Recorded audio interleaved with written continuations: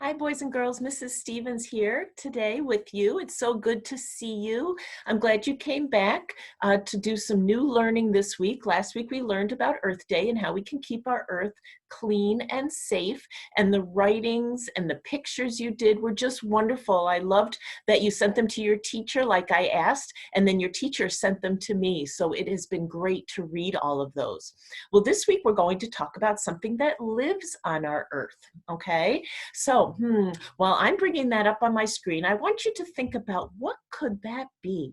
What is Mrs. Stevens going to show us this week? Well, this brings us to our first slide, and you probably guessed that I was going to do this, okay? Well, we talked about insects, and we're going to talk about one insect in particular, butterflies. Butterflies are flying insects with wings. They have 6 legs, 3 body parts, and antenna. Okay, so last time I asked you how many legs an insect has, and you showed me with your fingers. Can you show me again?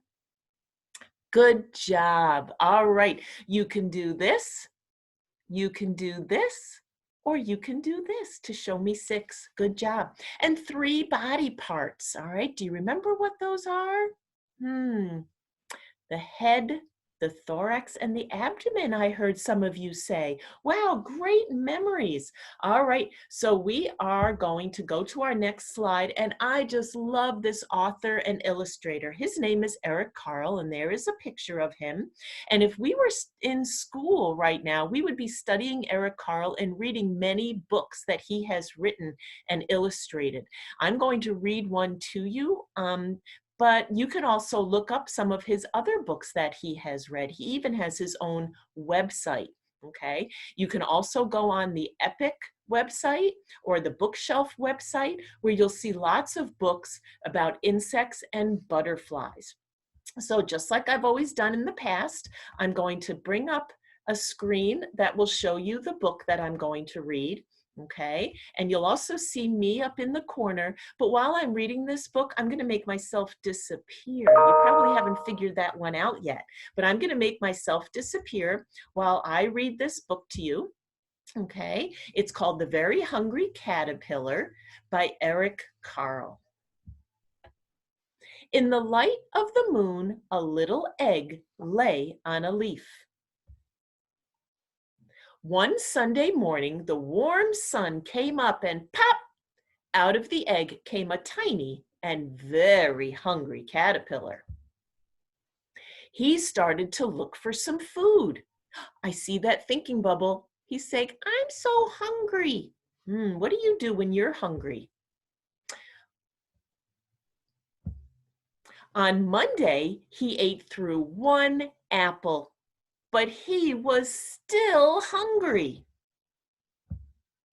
On Tuesday, he ate through 2 pears, but he was still hungry. Do you see the holes in them? He must have been there.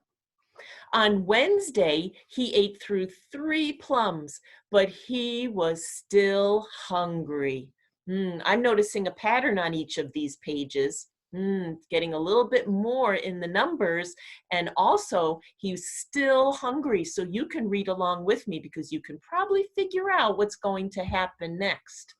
On Thursday, he ate through, you're right, 4 strawberries, but he was still hungry. You're right. On Friday, he ate through 5 oranges, but very good, you remembered. He was still hungry. On Saturday, he ate through 1 piece of chocolate cake, 1 ice cream cone, 1 pickle, 1 slice of Swiss cheese, 1 slice of salami, 1 lollipop, 1 piece of cherry pie, 1 sausage, 1 cupcake, and 1 slice of watermelon. Oh my goodness, look at that poor caterpillar. You probably already know how he's feeling before I even read the words. That night, he had a stomachache. Well, the very hungry caterpillar then ate through one green leaf, and he started to feel better. Now, the caterpillar was no longer small. He was a big, fat caterpillar. Look at the picture. There he is as a little caterpillar, and then a big caterpillar after eating all of that food. And I recognize those two words as power words, and I heard that some of you did too. Good job. He built a small house called a cocoon around himself. He stayed inside for more than 2 weeks. Then he nibbled a small hole in the cocoon, pushed his way out, and a beautiful butterfly appeared. And look at him. Isn't he beautiful? All right, nice job. Okay, I am going to stop that. And then I'm going to bring me up again. And what I'm going to do is I'm going to go back to where we last left off, where we saw a picture of Eric Carle. Okay. And it brings us to our last slide, where you're actually going to have some choices here of what to write about, okay? In the past, I have given you something specific to write, but now here are some choices, okay? So the first one, if I were a very hungry caterpillar, I would eat what? What would you eat? Now, you can always go back and look at the story again and listen to the story again to get some ideas, but you might have some other ideas.